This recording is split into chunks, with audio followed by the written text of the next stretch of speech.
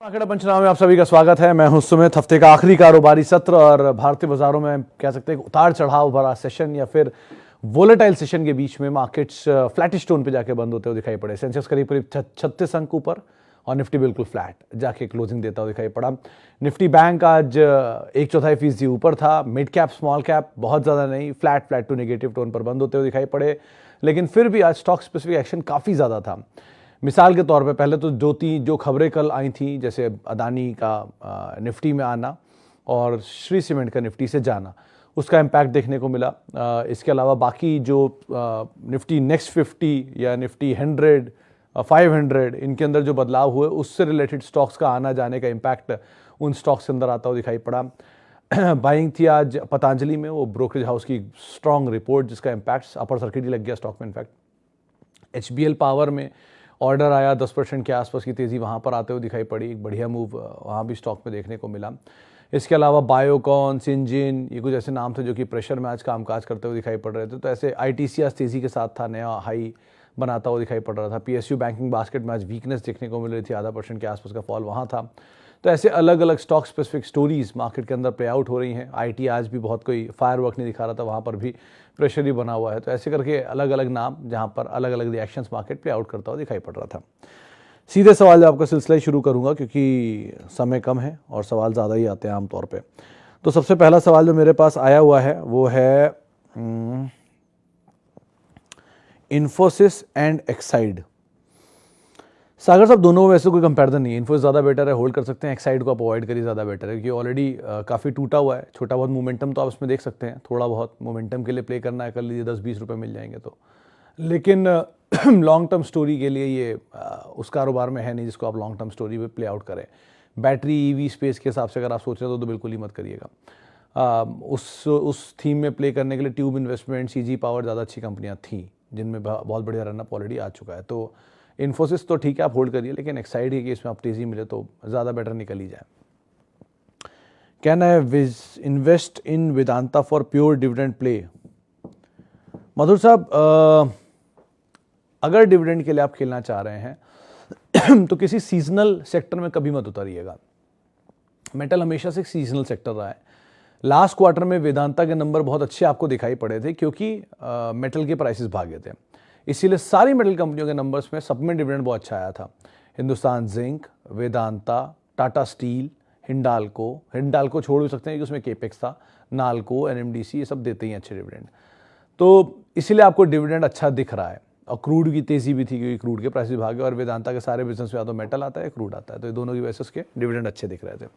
ये regular feature नहीं है, ये वन ऑफ फीचर होता है कि मेटल प्राइसेस भागे, उससे रियलाइजेशन अच्छे हुए, उससे नंबर्स अच्छे हुए, तो प्रमोटर तो ऑब्वियसली बात है सबसे ज़्यादा डिविडेंड चाहेगा ही अपने पास के लिए, तो वो डिविडेंड दे देते हैं।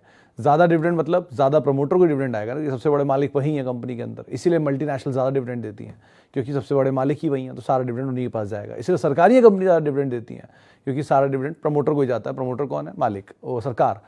तो इसीलिए अगर आप जाना चाहते हैं तो सरकारी कंपनियों में चले जाइए जो ज़्यादा डिविडेंड आपको देंगे, अगर प्योर प्ले डिविडेंड में आप जा रहे हैं तो। अगर आप सरकारी में नहीं जाना अफोर्ड कर सकते, आपको लगता है कि नहीं वो बहुत ही स्लो मूवर हैं, उनमें कभी भी OFS आ जाएगा, स्टेक सेल रहेगा, रिस्क रहता है, तो आप मल्टीनेशनल चले जाइए। चाहे आप ओरेकल से शुरुआत कर सकते हैं, गुडियर ठीक ठाक कंपनी है, डिविडेंड देती है अच्छा, या फिर नेस्ले ऐसी कंपनी, ये डिविडेंड अच्छा देती है। एक VST इंडस्ट्रीज है, 2 MNC नहीं है, वो भी डिविडेंड ठीक देती है।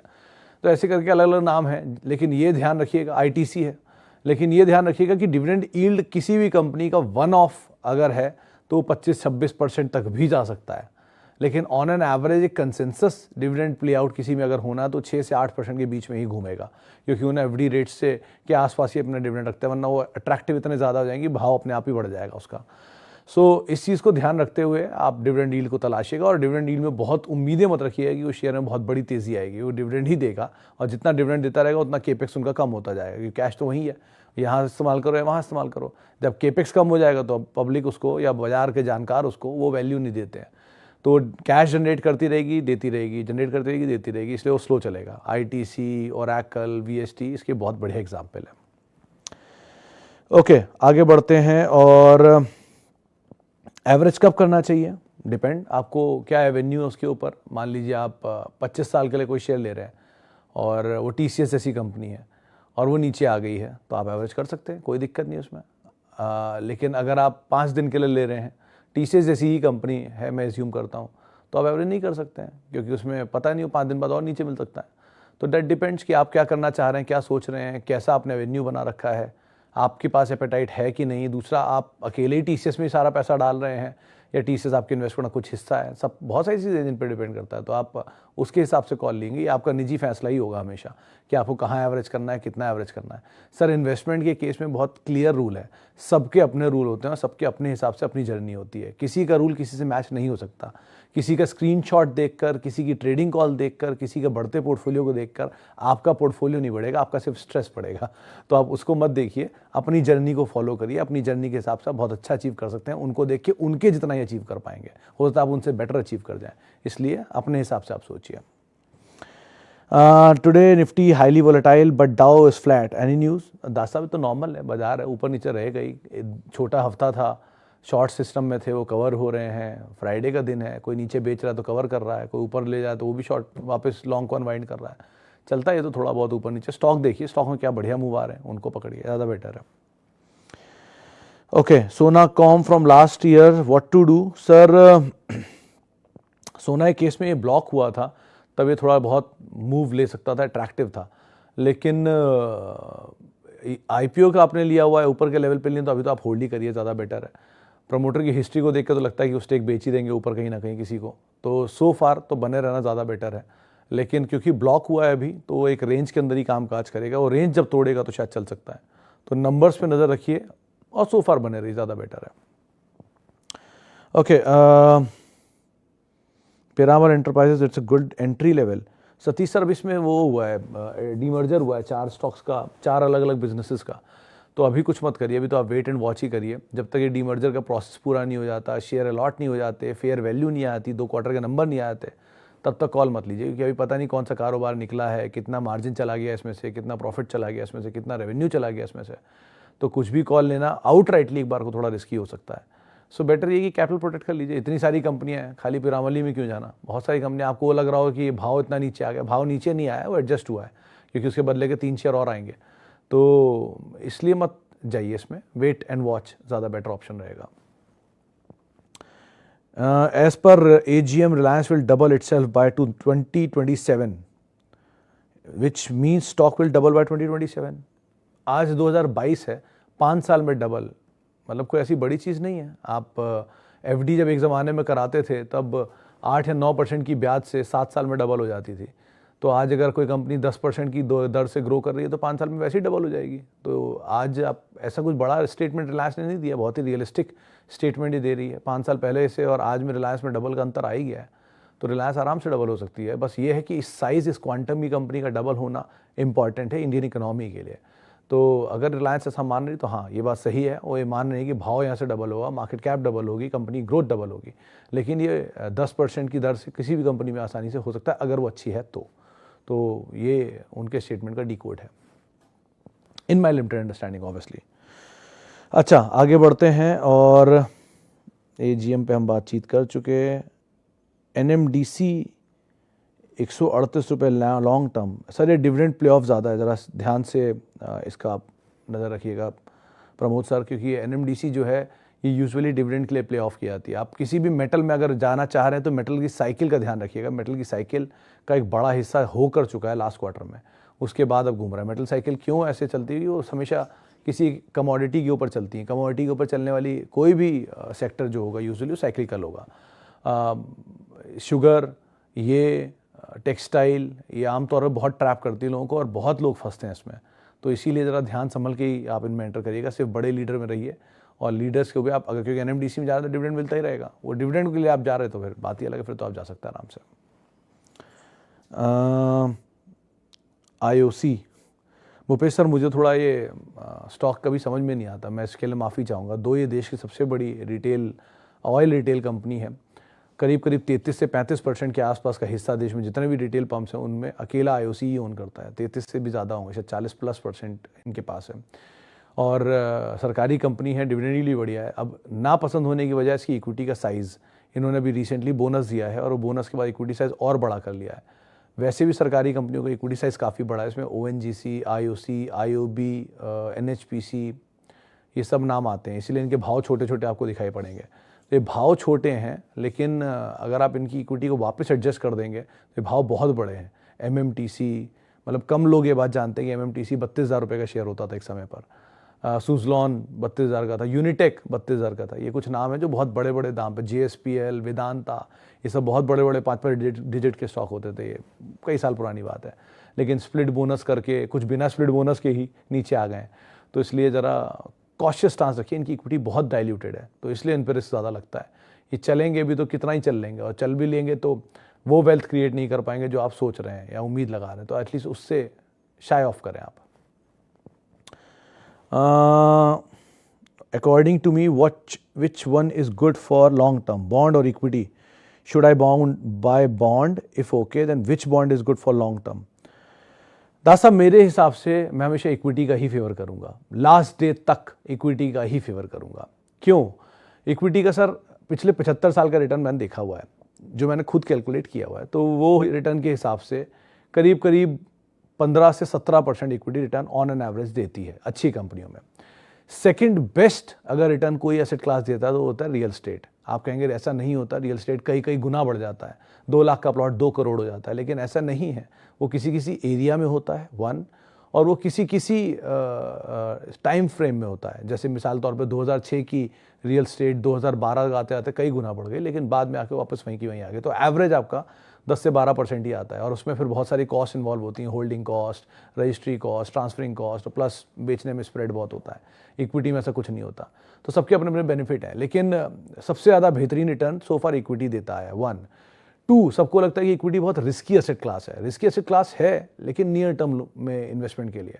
आज जिन्होंने 2005, 2007, 2010, 2015, 2018, 2020 तक में भी इन्वेस्ट किया है, उनको इक्विटी में कोई रिस्क नहीं दिखाई पड़ेगा, क्योंकि वो आराम से लेके बैठे हैं। उनके भाव से 20-20%, 50-50% शेयर ऊपर है, तो उन्हें क्या ही रिस्क लगेगा। कोई भी कंपनी उठा लीजिए, best of the best companies जो हैं। सो आपके पास एसेट क्लास में रिस्क नहीं है, प्लस डिविडेंड है, प्लस बिजनेस आप देख रहे हो, हर टाइम उनके मैनेजमेंट को आप सुन सकते हो। किसी और एसेट क्लास में ऐसा नहीं होता।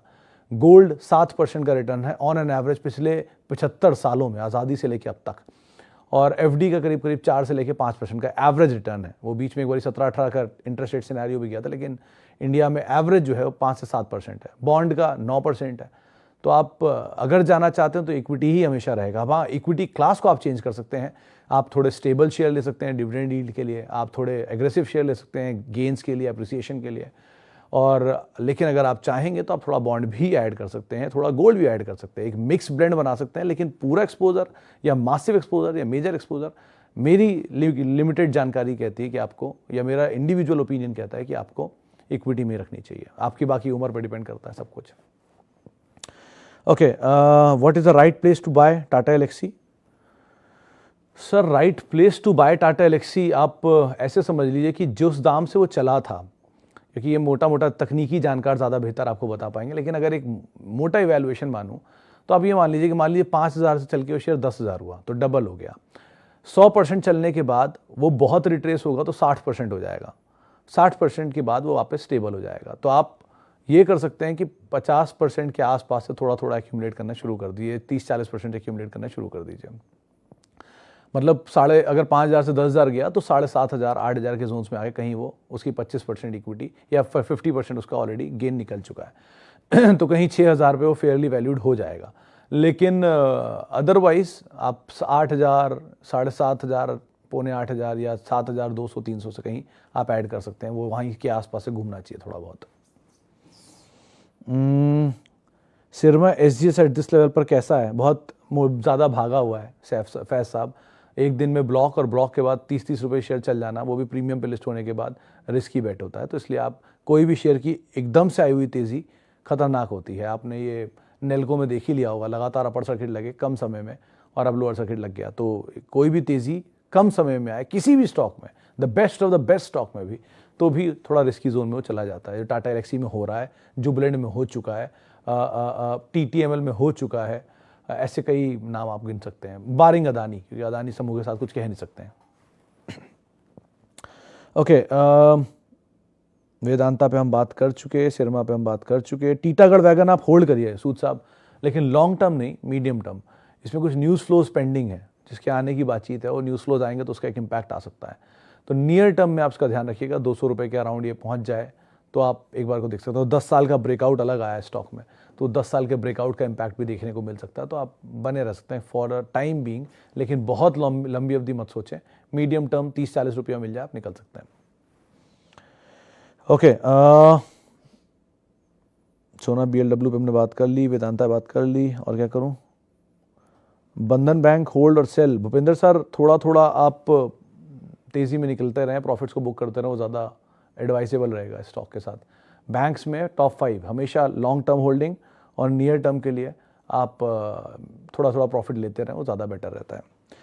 अच्छा, IB हाउसिंग, शर्मा सर ये शॉर्ट कवरिंग कैंडिडेट ज़्यादा दिख रहा है क्योंकि बहुत टूटा है, 330 से टूट के नीचे आया। उम्मीद थी 330 पे शायद मैनेजमेंट में फेरबदल होगा तो अच्छा ही लगेगा, सिचुएशन इंप्रूव होगी, लेकिन वो हुई नहीं। तो ये शॉर्ट कवरिंग कैंडिडेट ही बन गया जिस तरह से बिकवाली आई है। तो शायद क्योंकि हर लेवल पे इस पर बिकवाली आएगी, हर लेवल पे इसको इसी उम्मीद में लोगों ने खरीद लिया था कि मैनेजमेंट में फेरबदल है तो बेटर हो जाएगा। तो कोई भी तेज़ी आएगी हर उस लेवल पे बेचा जाएगा, इसलिए 140 पे अटक रहा है, फिर 160 पे अटकेगा। तो थोड़ा थोड़ा तेज़ी में अगर आपको मिलता जा रहा प्रॉफिट तो आप लेते चले।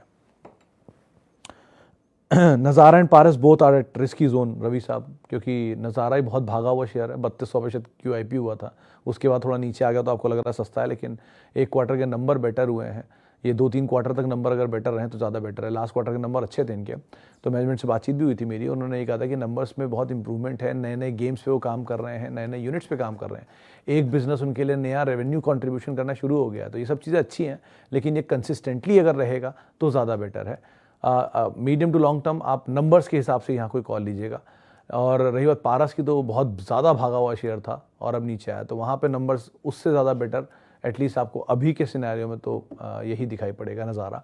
लेकिन अगर आपने IPO से लिए हुए हैं, गेन आ रहे हैं, तो थोड़ा थोड़ा आप लेकर निकल भी जाए, ज़्यादा बुराई नहीं है इसमें। ओके, और KEI industries long term, Anil sir KEI industry में कैचअप तो सही दिख रहा है अगर आप पढ़ने पर समझेंगे उसको। वैसे तो ये मैंने 60 रुपये पे शेयर पहली बार देखा था, मैं मैनेजमेंट से कई बार मिला भी हूँ गुप्ता सर से, तो तब से तो ये शेयर कहाँ से कहाँ पहुँच गया। लेकिन अगर बाकी कंपनियों का कंपैरिजन देखेंगे, 86,000 करोड़ रुपए की मार्केट कैप है हैवेल्स की, करीब करीब 13,000 करोड़ रुपए की सेल्स उनकी है। 37,000 करोड़ रुपये 38,000 करोड़ रुपए के आसपास सेल्स है पॉली कैब की, रफली 12,000 करोड़ की सेल्स उनकी है, और 12 से 13,000 करोड़ रुपए की मार्केट कैप है KEI की, और 6,000 करोड़ रुपए के आसपास की सेल्स इनकी है। तो इनके हिसाब से अगर देखा जाए तो सबसे महंगा हैवेल्स, फिर पॉली कैब, और फिर KEI आता है। लेकिन प्रीमियम भी तो है क्योंकि हैवेल्स के केस में कंज्यूमर ड्यूरेबल है, बाकी दो प्योर प्ले वायरिंग में है। तो बेटर ये है कि हाँ, इतना प्रीमियम नहीं भी मिलेगा लेकिन इतना सस्ता भी नहीं रहना चाहिए, वैल्यू कैचअप तो करना चाहिए।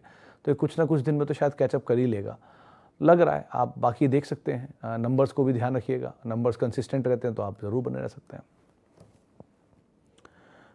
सिरमा पे हम बात कर चुके हैं। BEML सर तेज़ी मिले आप प्रॉफिट लेते रहें, ज़्यादा बेटर है क्योंकि सरकारी कंपनी है, ऊपर के लेवल पे कभी भी स्टेक सेल का बस यहाँ पे बना ही रहेगा। चलिए, फिलहाल अब इतने सवालों को मैं शामिल करूंगा। बहुत सारे लोगों से बहुत सारी बातचीत हुई, बहुत बहुत शुक्रिया उन सभी लोगों का बातचीत करने के लिए। बहुत बहुत माफ़ी उन सभी लोगों से जिनसे आज हम बातचीत नहीं कर पाए, जिनके सवाल नहीं ले पाए। आपसे मुलाकात होगी सोमवार को, तब तक के लिए happy weekend, enjoy your weekend.